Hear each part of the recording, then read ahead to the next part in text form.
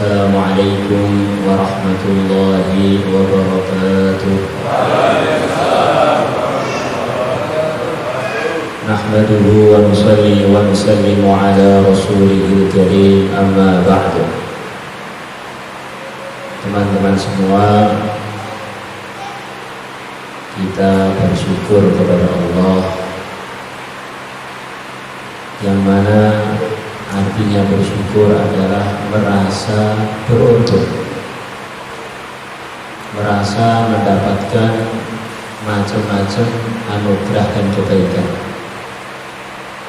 Kita bersyukur kepada Allah yang telah memilih kita jadi manusia.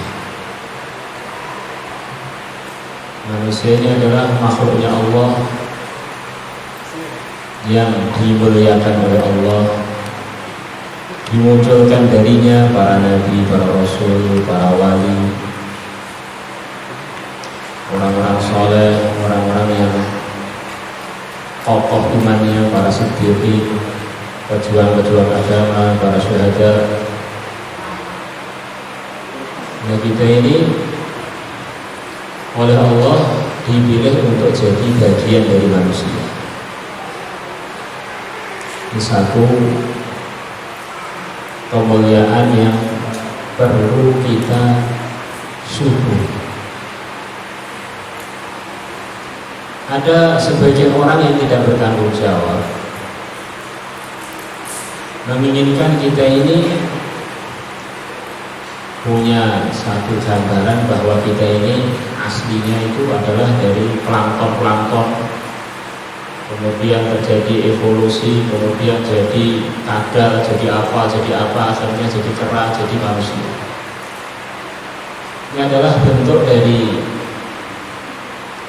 penyelewengan sejarah untuk merendahkan derajatnya manusia. Manusia sebagai manusia ini sudah merupakan kemuliaan khusus.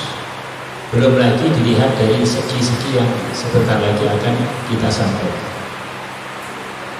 Allah telah memutuskan walaqad karramna bani Adam. Sungguh Allah telah memuliakan anak cucunya Nabi Adam. Kita sebagai manusia, otomatis kita ini adalah anak cucunya Nabi Adam. Ini merupakan kemuliaan yang telah disampaikan Allah kepada para nabi, para rasul. Allah kuasa menjadikan kita bukan jadi manusia. Maka beberapa tahun yang lalu saya iseng-iseng mampir di Ngawi, di Museum Trinil. Duduk di sana beberapa jam dengan keluarga, nengok-nengok sebetulnya di Trinil itu ada apa sih?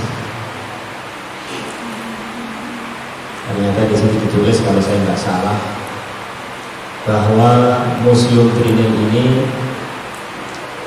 telah jadi bukti kebenaran teorinya Mbah Darwin, yang mana dia punya pendapat bahwa manusia ini dulunya sebelum jadi seperti begini ini ada istilah manusia purba, dan fosilnya di seluruh dunia nggak ditemukan, tetapi ditemukannya justru di Ngawi. Yang maksudnya ini satu pelecehan yang luar biasa dari Mbah Darwin, bahwa evolusinya orang Indonesia ini nggak sempurna. Di Eropa itu nggak ada bukti fosil manusia purba di mana-mana, adanya malah di Indonesia. Jadi Indonesia ini kalau ngikut pendapatnya Mbah Darwin, orang terbelakang barusan jadi manusia yang beberapa generasi sebelumnya adalah kera.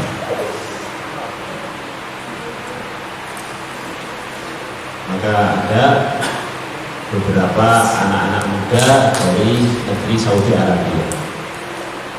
Dia belajar ke Belanda, belajar ke Eropa, belajar ke negeri-negeri yang mengajarkan kerendahannya manusia, bukan cucunya Nabi Adam, tetapi adalah cucunya kera, yang kera sebelumnya dari uget-uget atau dari apa dan seterusnya. Akhirnya pendapat itu mereka sampaikan ke negeri Hijaz. Selepas disampaikan ke negeri Hijaz, terjadilah kegoncangan di lembaga pendidikan di sana. Akhirnya orang-orang soleh sana bilang, kita ingin mengadakan seminar yang dihadiri oleh pihak-pihak yang yakin bahwa dirinya itu adalah dari Tuhan, dan pihak-pihak yang yakin sebagai muslim bahwa dirinya adalah anak cucunya Nabi Adam yang telah dimuliakan oleh Allah dalam firman-firman. Maka akhirnya berkumpullah sebagaimana dalam majelis ini. Majelis dibuka, kemudian seorang pembicara dari kalangan ulama mengatakan, majelis ini sekarang masih campur antara keturunan kera dan keturunan Nabi Adam. Maka baiknya majelis ini dipisah. Siapa yang merasa keturunan kera duduknya di sebelah sini, yang merasa sebagai cucunya Nabi Adam di sebelah sini. Silakan untuk menempati tempat duduk yang telah disiapkan. Maka supaya yang hadir tidak berani berdiri. Hanya beliau bilang, ternyata benar kan, bahwa keluar sedikit aja dari arahan-arahan yang diberi Allah, itu bukan kok memuliakan jenisnya manusia, malah merendahkan. Sampai orang yang merasa keluar dari jenisnya manusia pun ternyata nggak siap untuk direndahkan itu juga. Satu gambaran bagaimana agama itu benar-benar memberikan masukan kepada kita, gambaran-gambaran yang terang, hidup yang jelas, prinsipnya yang jelas, langkah-langkahnya, dan yang jelas keputusan-keputusan.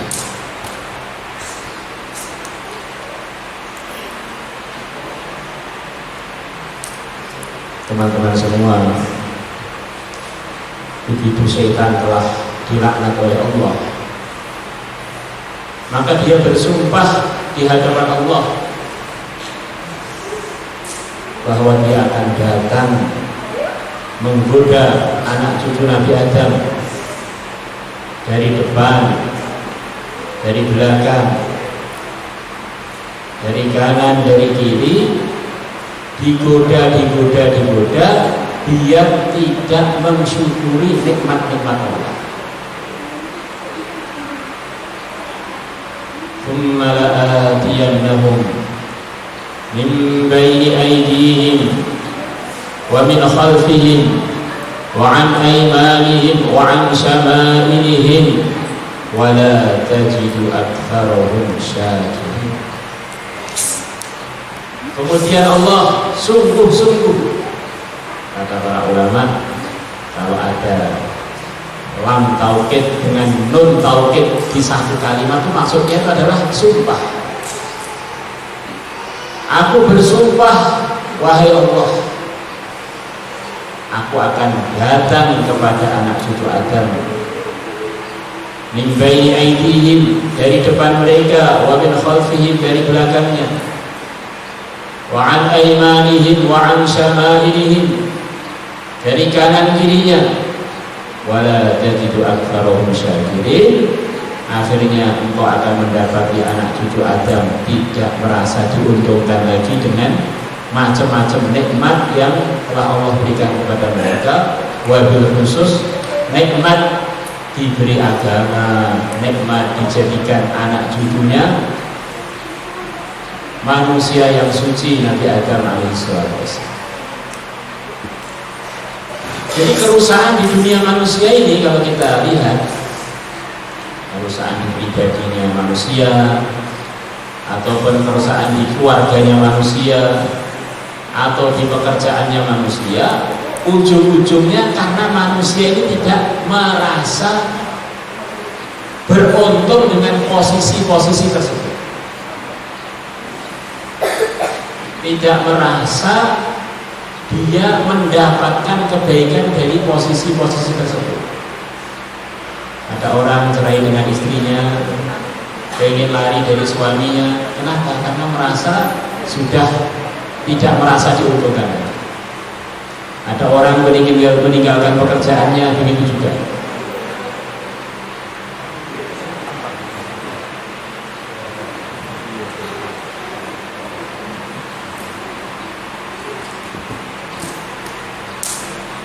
Allahumma salli salatan kamilah wa sallim salaman taman ala sayyidina Muhammad al-Habib al-Qad wa tamfari bil barakati bil hawali bil raghab wa husnul khawatim bi sasqal ghamam bi wajhil karim wa ala alihi wa sahbihi fi kulli makan. Allahumma salli salatan kamilah wa sallim salaman taman ala sayyidina Muhammad al-Habib al-Qad wa tamfari bil barakati bil hawali bil raghab wa husnul khawatim bi sasqal ghamam bi wajhil karim wa ala alihi wa sahbihi. Allahumma salli salatan kamilah wa sallim salaman taman ala sayyidina wa tamfari bil barakati bil hawali bil raghab wa husnul khawatim bi sasqal ghamam bi wajhil karim wa ala alihi wa sahbihi.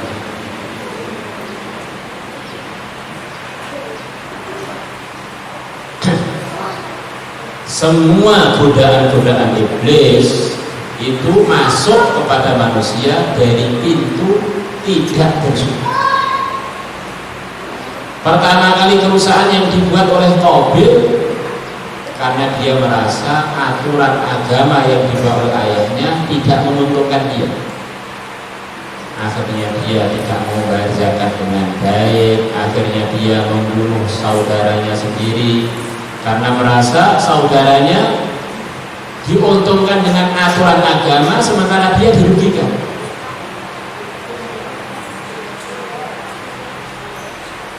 Maka kita ulang lagi, belum pernah ada ceritanya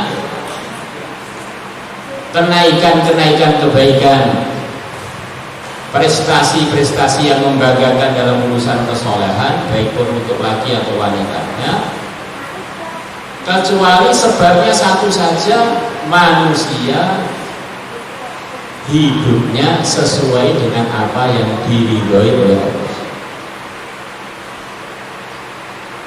Sebaliknya, semua kemerosotan, semua keonaran, semua persatuan itu ujung-ujungnya adalah karena manusia merasa arahan-arahan agama ini merugikan. Maka kita dalam program amali putranya atau putrinya ini adalah untuk memasukkan yakin kepada hatinya masing-masing dan ajak keluarganya. Taat kepada Allah itu nggak ada ceritanya rugi, itu nggak ada. Ikut Rasulullah itu nggak ada ceritanya terus kemudian mendatangkan kesengsaraan, itu tidak ada. Kita hidup hanya sekali, dan yang sekali ini pun sudah banyak berlalu. Bagaimana kita lebih dewasa lagi di dalam bersikap, di dalam memandang, di dalam berkeyakinan, akhirnya punya keputusan dan langkah-langkah yang diridhoi Allah. Orang itu kalau sudah diridhoi oleh Allah, di mana saja itu barokah, di mana saja mendatangkan kebaikan. Sendirian belum laku nikah, ya sendirian yang barokah. Sudah menikah, hasilnya barokai keluarga. Jadi anak juga menyebabkan barokah untuk ayah ibunya. Jadi pekerja begitu juga, jadi direktur begitu juga. Maka kalau kita lihat pimpinan-pimpinan orang yang amal agama itu, para hadirin wal hadirat, adalah para anbiya. Macam-macam pekerjaannya, tetapi ada satu titik yang sama, semuanya orang yang barokah, semuanya adalah pimpinan ibadah. Biar orang-orang selepasnya itu tidak punya alasan, saya ini miskin, nggak bisa. Nabi Isa sangat miskin, bantal pun nggak punya, rumah pun nggak punya, sampai diangkat ke langit belum punya istri juga. Ada yang jadi petani, saya ini sibuk dengan pertanian, nggak bisa amal agama. maka nggak punya alasan. Nabi Adam adalah seorang petani. Saya sibuk dengan konveksi saya, apa itu nggak sempat amal agama gitu loh. Nabi Idris di antara kesibukannya adalah jahit menjahit. Saya sibuk jadi pejabat, saya nggak bisa amalkan agama. Nabi Yusuf adalah menteri ekonomi, tetap jadi contoh di dalam bagaimana menteri ekonomi yang menerapkan aturan agama. Akhirnya paceklik yang begitu panjang masa itu terselesaikan dengan sebab kejujurannya Nabi Yusuf. Saya ini jadi tentara, polisi, apa bisa nggak sama sibuk Pak? Itu diceritakan dalam hadis riwayat Tirmidzi bahwa ada seorang sahabat namanya Qais, putranya Sa'ad bin Ubadah. Beliau adalah salah satu sahabat yang ditugasi oleh Nabi, tugasnya mirip dengan polisi dan tentara, untuk nangkepin orang dan untuk menjara orang. Karena namanya masyarakat itu macam-macam latar belakang. Ada sebagian kalau tidak dipenjara meresahkan masyarakat. Itu zamannya Rasulullah, zaman Madinah yang terbaik itu ada juga orang-orang yang perlu diamankan. Maka teman-teman semua, mudzakarah ringkasnya itu, kita ini sebagai apa saja kalau sudah jadi manusia nggak punya alasan untuk tidak beramal agama. Karena mengamalkan agama itu tidak tergantung dengan kekayaan, juga tidak terganggu dengan kemiskinan, juga tidak terhalang dengan jabatan, dan juga tidak terhentikan dengan pertanian, dengan konveksi dan lain sebagainya. Karena untuk mengamalkan agama itu adalah dengan badan kita ini dan otak kita yang waras. Maka kita telah ngaji di dalam amali bahwa ada istilah mukallaf, orang-orang yang berkewajiban amal agama. Siapa itu? Laki-laki atau wanita yang sudah balik, yang otaknya waras. Maka kalau orang itu nggak mau amal agama, ya daftar aja di rumah sakit jiwa suruh. Kalau orang sudah punya badan yang otaknya sehat dan masih hidup, di mana saja tidak ada yang bisa menghentikan dia amal agama. Istrinya Fir'aun, dengan kebolimannya Fir'aun, dengan suasana yang tidak mendukung, Fir'aun tidak mampu menghentikan dia dari kesolehan. Bahkan Allah telah siapkan untuk istrinya Fir'aun istana di surga. Allah sebut-sebut doanya istrinya Fir'aun dan dipermanenkan dalam Al-Quran. Yang kata para ulama, maksudnya doa ini sudah diterima oleh Allah. Rabbibnini 'indaka baitan fil jannah. Wahai Tuhanku, bangunkanlah untuk aku istana di sisimu di surga. Wa najjini min fir'aun wa 'amalihi wa najjini minal qaumil zalimin. Selamatkanlah aku dari Fir'aun dan amalannya, selamatkanlah aku dari orang-orang yang zalim. Di istana Fir'aun. Fir'aun itu bukan sekedar penguasa, tingkatannya iblis pun terkagum-kagum dengan kenakalannya. Senakal-nakalnya iblis gak pernah berani ngaku jadi Tuhan. Kalau Fir'aun itu ana rabbukumul a'la, akulah Tuhan kalian yang tertinggi, ya saya. Begitu Fir'aun ngaku jadi Tuhan, iblis pun sowan pada Fir'aun. Fir'aun ngaku hebat, umur kamu pendek, pengalamanmu sedikit, tapi berani-beraninya ngalahkan nakal saya. Saya ini gak pernah berani ngaku jadi Tuhan, gak pernah berani, gak ada ceritanya. Nah kamu kok berani, luar biasa. Di suasana yang super buruk, Asiyah istrinya Fir'aun tidak terhalangi dari amal agama. Bahkan Nabi kita yang mulia, Nabi besar Muhammad SAW, beliau bersabda dalam hadisnya, nanti di antara acara di surga adalah pernikahan saya dengan Asiyah istrinya Firaun. Semoga kita ikut diundang. Masya Allah.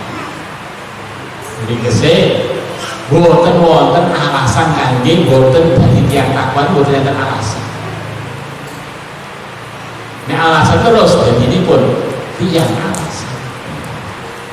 Nah jadi keluar dari kemanusiaan jadi raja hutan, jadi orang hutan. Wong alasan. Begitu juga sebaliknya teman-teman semua.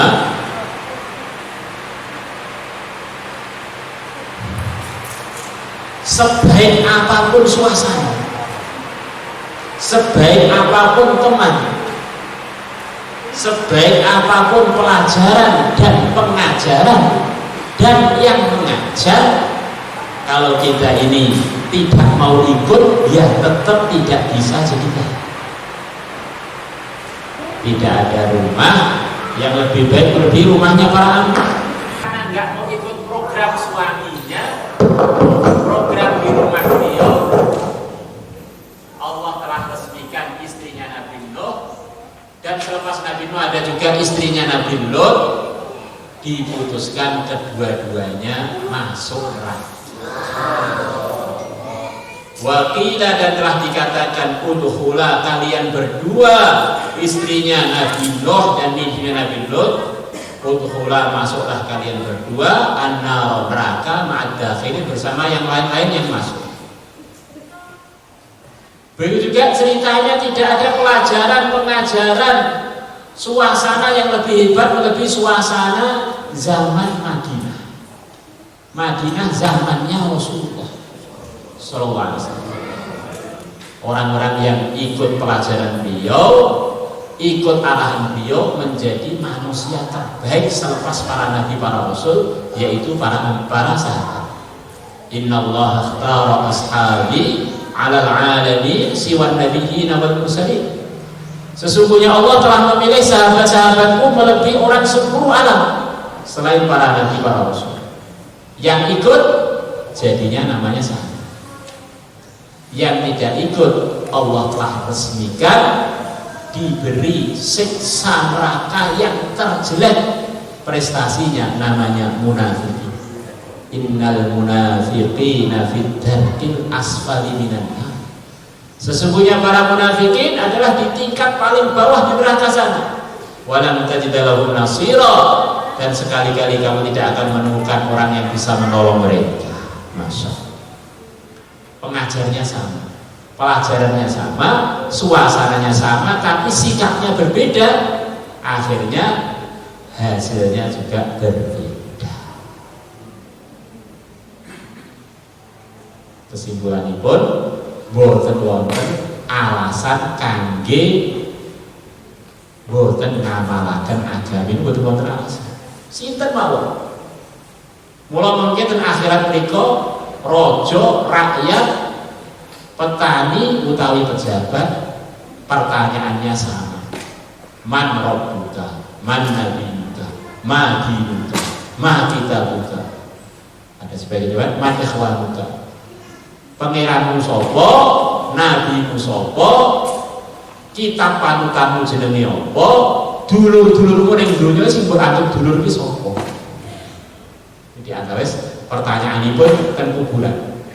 Dan mungkin ada dia jawab, saya sibuk jadi raja. Raja itu kan bukan kamu. Raja itu adalah, kerajaan adalah ujian bagi kamu. Saya sibuk dengan kemiskinan. Kemiskinan kan bukan kamu. Kemiskinan adalah ujian bagi kamu. Saya sibuk dengan sakit saya. Sakit kan bukan kamu. Itu ujian bagi kamu. Semuanya akan mengalami sakit, bahkan akan meninggal semua. Rasanya tetes gambaran kita terpundi mawon bisa selalu semangat untuk meraih dan berusaha semaksimal mungkin untuk menjadi bagian orang yang takwa. Insyaallah sedantennya insyaallah. Dari keterangan ini akhirnya ada dua kesimpulan.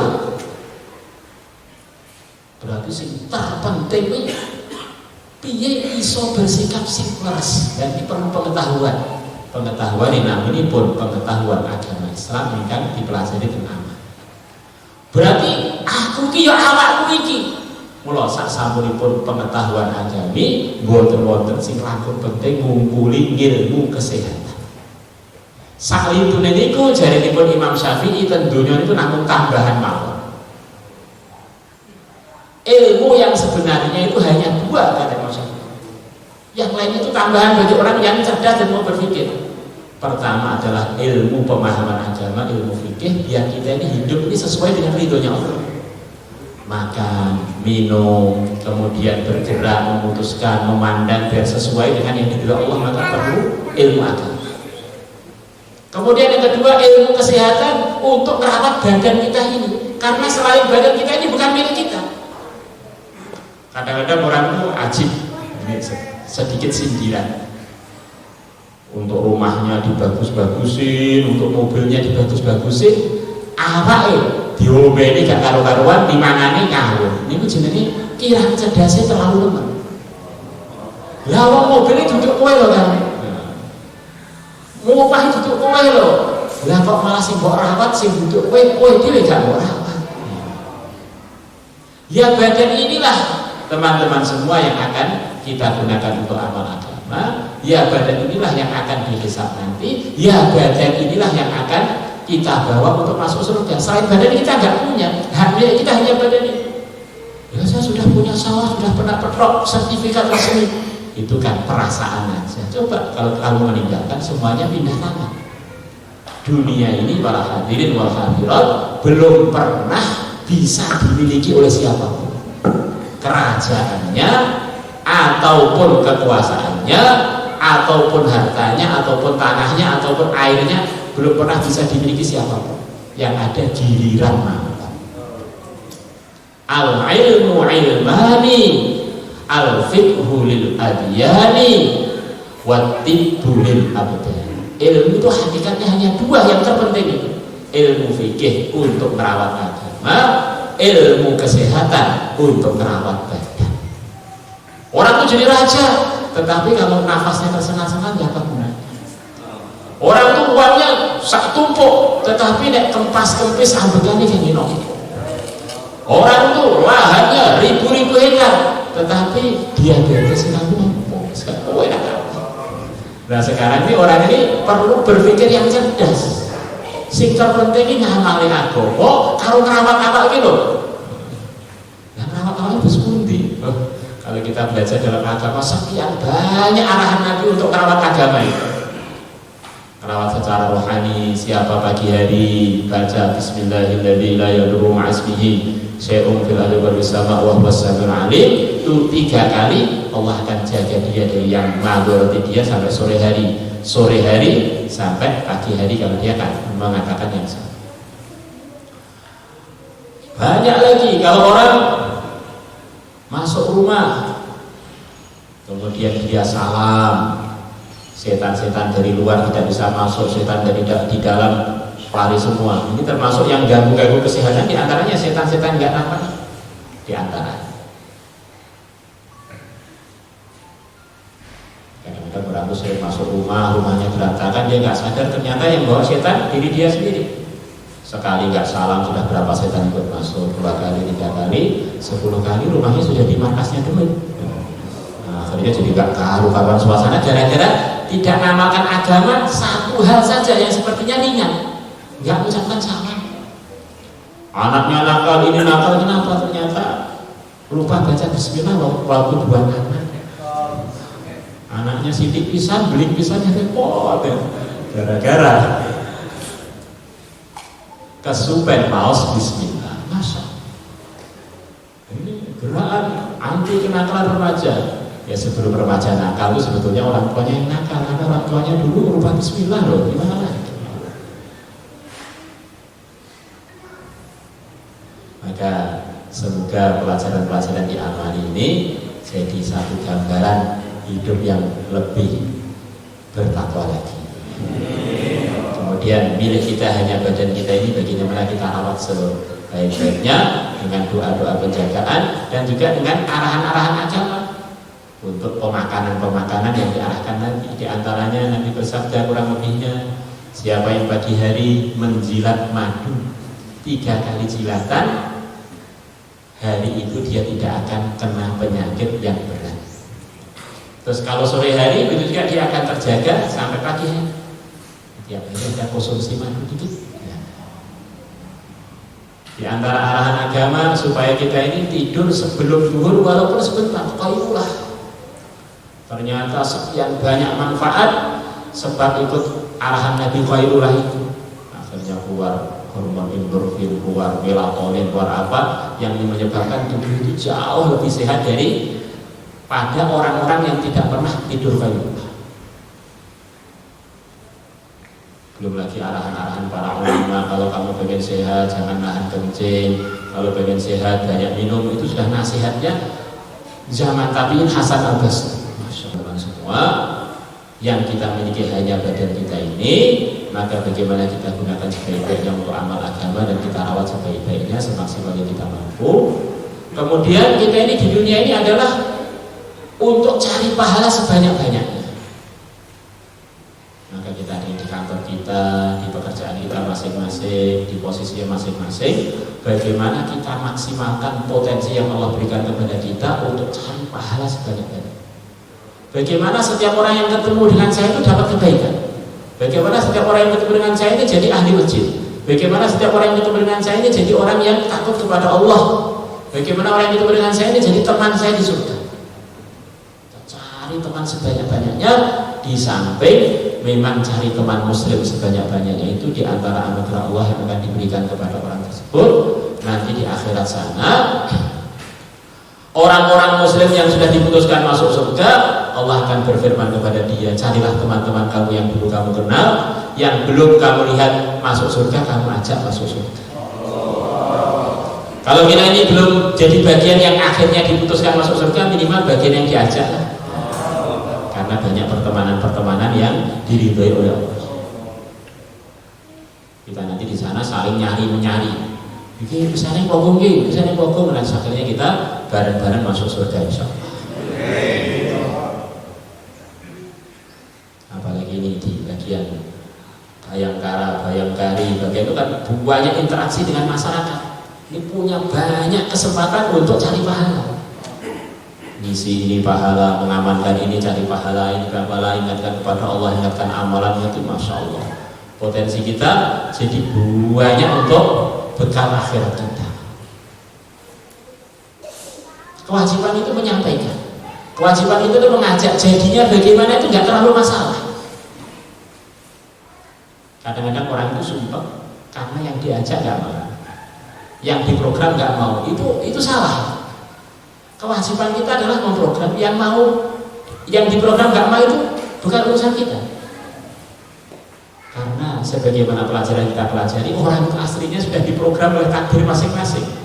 Orang kalau ingin orang lain berubah sebab kita, dan itu jadi target utama, kita akan cepet aja stres. Mungkin satu hari kita sudah satu stres. Kita pengen suami kita ini persis seperti keinginan kita, ya langsung keluarga berantakan. Nggak bisa. Begitu juga kita pengen istri itu sesuai dengan selera kita 100%, nggak bisa. Dan ini tanda kekuasaan Allah yang tampak di depan mata bahwa kita ini sebetulnya program siapapun nggak bisa. Kewajiban kita ini hanya nyampaikan, ngajak, banyak senyum. Bahkan bukan itu saja, kita dengan diri kita loh sering bertengkar. Mulutnya bilang pokoknya makan tuh yang enak harus ada sambal pedesnya. Kemudian perutnya bilang jangan, saya ini sakit mah, nanti kalau kamu masukkan saya kambuh lagi, nanti rumah sakit mahal sekarang, di mana-mana prosedurnya susah. Kadang-kadang menang perutnya, kadang-kadang menang mulutnya. Masya Allah. Hari-hari kita ini sebetulnya dipuji. Yakin gak kalau kita ini ada yang ngatur, yaitu yang maha gaib. Kalau kita punya target yang harus berubah, itu harus berubah ya. Ini sama saja mentarget diri kita untuk secepatnya stres. Maka orang beriman itu melihat macam-macam suasana. Kita sebagai orang pesantren, betul-betul saya pikir suasana dan pergantian kekuasaan, pergantian itu kita lihat kok kekuasaan diri kita sendiri itu loh, tanpa ditolong Allah kita ini nggak mampu memprogram. Maka bagaimana kita ini selalu 24 jam dalam ridhonya Allah. Dalam ridhonya Allah itu artinya luas, termasuk ngajak orang tadi, termasuk program kebaikan, mau nggak mau itu nggak masalah. Nabi Adam, Nabi Nuh, Nabi Lut tidak disalahkan oleh Allah karena putranya atau istrinya nggak mau ikut program, nggak disalahkan. Yang disalahkan itu kalau orang itu nggak mau memprogram. Yang disalahkan kalau orang itu nggak mau berdoa. Yang disalahkan kalau orang itu nggak mau menyampaikan. Nah, kalau sudah disampaikan, mau nggak mau itu kita sudah dapat pahala. Karena kerja kita ini sebetulnya kalau ngomong guyonnya, kerja kita ini pada Allah. Makhluk-makhluk itu lahan, ya terserah. Yang punya lahan lah mau diapakan, yang penting tugas kita ini adalah nanam. Mengenai tumbuh nggak tumbuh itu di luar kekuasaan kita. Bahkan nanam pun tanpa ditolong Allah kita juga tidak bisa apa-apa. Itu saja yang bisa saya sampaikan. Kita akhiri majelis kita dengan doa, berharap kepada Allah hidup sekali ini bagaimana diberi oleh Allah untuk jalan hidayah menjadi asbab hidayah. Al-Fatihah. Majid. Allahumma hdina wahdi bina waj'alna sababan liman ihtada. Allahumma ruddana wa ruddal muslimina ila dinika raddan jamila. Allahumma khir lana, Allahumma saddidna, Allahumma barik lana fil umur wal ahwal wa syukur kulliha. Ya Allah, kebaikan-kebaikan yang Kau berikan kepada hamba-Mu yang saleh, yang salihah, ya Allah, berikanlah kepada kami semuanya, kepada keluarga kami, ya Allah, kepada negeri ini, ya Allah, kepada umat Islam seluruh alam, wabil khusus kepada yang hadir di majelis ini, ya Allah, putranya maupun putrinya. Ya Allah, keburukan-keburukan yang Kau jauhkan dari beliau-beliaunya, ya Allah, jauhkanlah dari kami semuanya, dari segala urusan kami, anak cucu kami, buyut-buyut kami, sampai hari kiamat, dan dari negeri ini dan dari umat Islam seluruh alam, wabil khusus dari yang hadir di majelis ini, ya Allah. Innaka ala ma tasya'u qadir wa bil ijabati jadir. Ya Allah, dengan berkahnya para nabi, para rasul, dengan berkahnya sayyidul anbiya wa rasul, kabulkanlah hajat-hajat kami tadi, ya Allah, tanpa ada ujian, tanpa ada rintangan. Murni anugerahmu, ya Allah, murni anugerahmu, ya Allah. Ya Allah, jadikan majelis ini barokah, ya Allah, sebab kita menjadi lebih semangat untuk amal agama, untuk meraih ridhomu, ya Allah. Jadi asbab kebersamaan kita, ya Allah, dalam ketakwaan, akhirnya kita semuanya Engkau ridhai, akhirnya bareng masuk surga, ya Allah, tanpa terkecuali. Innaka ala ma tasya'u qadir wa bil ijabati jadir. Wa sallallahu ala sayyidina Muhammadin nabiyil ummi wa ala alihi wa sahbihi wa baraka. Alhamdulillahi rabbil alamin. Al-Fatihah.